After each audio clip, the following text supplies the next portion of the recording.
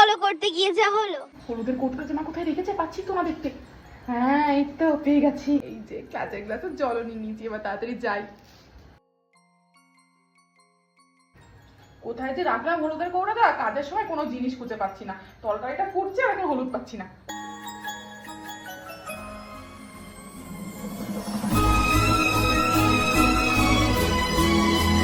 এই মা, উফ, গোটা ঘর কি অন্ধকার করে রেখে দিয়েছে এই মেয়ে।